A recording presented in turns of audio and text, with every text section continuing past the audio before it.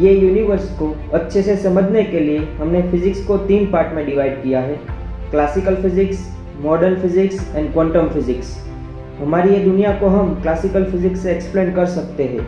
हम पास्ट में घटी कोई भी इवेंट की स्टडी करके वो इवेंट के फ्यूचर के बारे में बता सकते हैं, या फिर प्रेजेंट इवेंट की स्टडी करके हम वो इवेंट के पास्ट के बारे में बता सकते हैं। फॉर एग्जाम्पल, अगर हमें ये पता हो कि अर्थ सन के अराउंड कितनी स्पीड से रोटेट कर रही है, तो हम ये आसानी से बता सकते हैं कि अर्थ कौन से महीने में वो किस जगह पर होगी, या फिर हम ये भी बता सकते हैं कि 2 ईयर के पहले वो कहाँ पर रही होगी। लेकिन अगर हम बात करें क्वांटम फिजिक्स की, तो वो हमारा दुनिया को देखने का नज़रिया ही बदल देता है।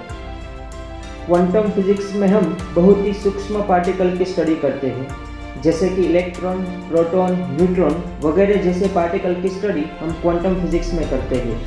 यहाँ हम किसी भी एक्सपेरिमेंट का रिजल्ट पहले से नहीं बता सकते, फिर भले ही वो एक्सपेरिमेंट बार बार किया जाए तो भी वो एक्सपेरिमेंट का रिजल्ट हम पहले से नहीं बता सकते। आपको पता है कि क्वांटम पार्टिकल एक ही समय पे एक से ज़्यादा स्थानों पर मौजूद होते हैं। ये हमारी दुनिया में असंभव है। हम कल्पना भी नहीं कर सकते कि हम एक समय में एक से ज़्यादा स्थान पर मौजूद होते हैं। और यही रीज़न है कि क्लासिकल फिजिक्स के नियम हम क्वांटम फिजिक्स में अप्लाई नहीं कर सकते, तथा क्वांटम फिजिक्स के कोई भी नियम हम क्लासिकल फिजिक्स में अप्लाई नहीं कर सकते। चाहे क्वांटम फिजिक्स कितना भी विचित्र हो, लेकिन वैज्ञानिकों का मानना है कि हमारे यूनिवर्स को हम क्वांटम फिजिक्स से ही एक्सप्लेन कर सकते हैं। आज के इस एपिसोड में हम जानेंगे एक थॉट एक्सपेरिमेंट के बारे में। स्क्रोडिंजर नाम के एक फिजिसिस्ट ने ये प्रूव करने की कोशिश की थी कि बड़ी वस्तु के संदर्भ में क्वांटम फिजिक्स के प्रिंसिपल कितने विचित्र होते हैं। स्क्रोडिंजर के इस एक्सपेरिमेंट को हम स्क्रोडिंजर कैट एक्सपेरिमेंट के नाम से भी जानते हैं। क्वांटम फिजिक्स के बहुत सारे एक्सपेरिमेंट ने ये प्रूव किया कि जब तक क्वांटम पार्टिकल को ऑब्जर्व नहीं किया जाता है, तब वो क्वांटम पार्टिकल एक ही समय में अपनी सभी पॉसिबल स्टेट में मौजूद रहते हैं, जिसको सुपरपोजिशन स्टेट कहा जाता है। जब हम वो पार्टिकल को ऑब्जर्व करते हैं, तब वो पार्टिकल का वेव फंक्शन कोलैप्स हो जाता है, जिसके बाद वो सभी पॉसिबल स्टेट में से किसी एक स्टेट में आ जाता है।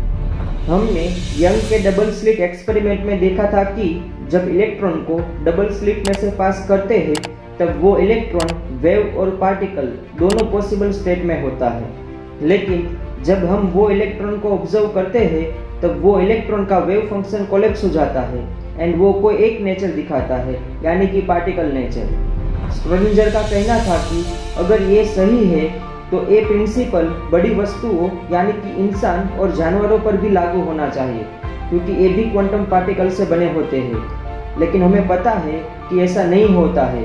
हमें दिखाई देने वाली वस्तु कोई एक स्टेट में होती है, ना कि बहुत सारे स्टेट में। जैसे कि कार या तो रेस्ट में होती है या फिर मोशन में होती है। क्या आपने कभी ऐसी कार देखी है जो एक ही समय में रेस्ट में भी है और मोशन में भी है?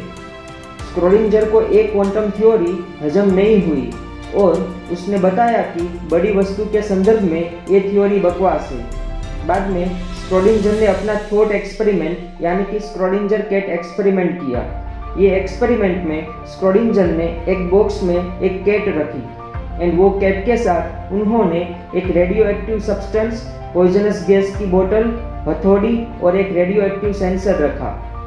रेडियो एक्टिव सब्सटेंस की डीके होने की पॉसिबिलिटी 50% थी एंड जो सेंसर था उसमें एक हथौड़ी लगी हुई थी। जैसे ही रेडियो एक्टिव सब्सटेंस का डीके होना स्टार्ट होता है, तुरंत ही सेंसर उनको डिटेक्ट करता है, जिसके बाद वो हथौड़ी पॉइजनस गैस पर गिरती है एंड वो कैट की मौत हो जाती है। जब तक बॉक्स बंद है, तब तक हम नहीं जानते कि बॉक्स के अंदर कैट जिंदा है कि मर गई है। केवल वो बॉक्स को ओपन करने के बाद ही पता चलता है कि कैट जिंदा है कि मर गई है।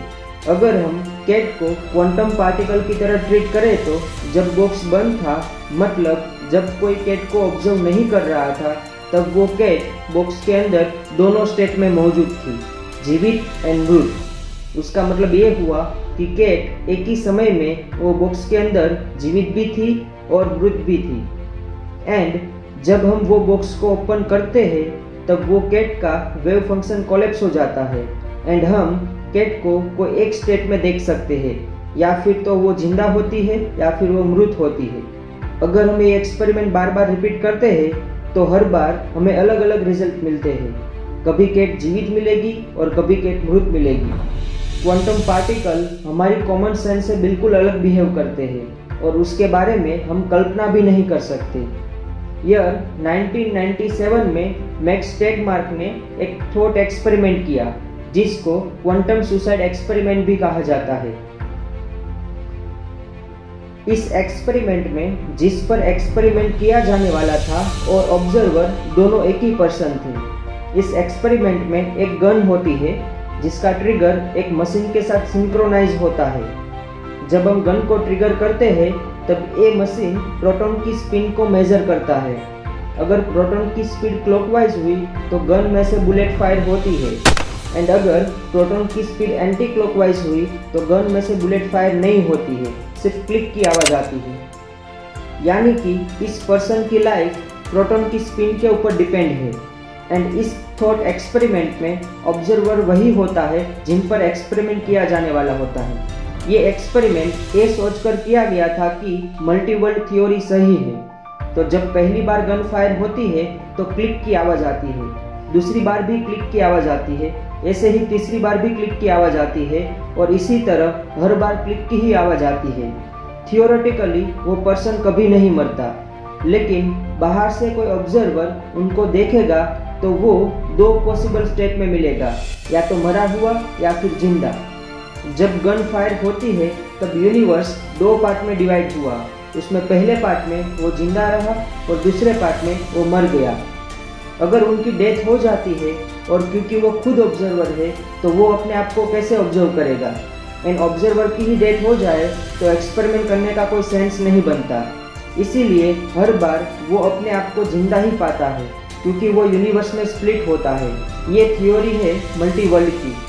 जब यूनिवर्स के पास एक से ज़्यादा विकल्प मौजूद होते हैं तब वो अपनी कॉपीज बनाता है। उसमें एक ऐसी दुनिया होगी जहाँ पर हिटलर दूसरा विश्व युद्ध जीत गया होगा, और एक ऐसी भी दुनिया होगी जहाँ पे डायनासोर अभी भी जीवित होंगे, तथा एक ऐसी भी दुनिया होगी जहाँ पर इंसानों ने बहुत ज़्यादा विकास किया हो या फिर विकास किया ही ना हो और वो जंगल में रहते हो। जो भी हो, क्वांटम फिजिक्स बहुत ही इंटरेस्टिंग है। आशा करता हूँ आपको ये एपिसोड पसंद आया हो। अगर ऐसा है तो वीडियो को लाइक कीजिए, अपने फ्रेंड के साथ शेयर कीजिए, एंड अगर आप ये चैनल में नए हो तो सब्सक्राइब करना मत भूलना। और हम मिलते हैं एक और नए एपिसोड में। Thank you.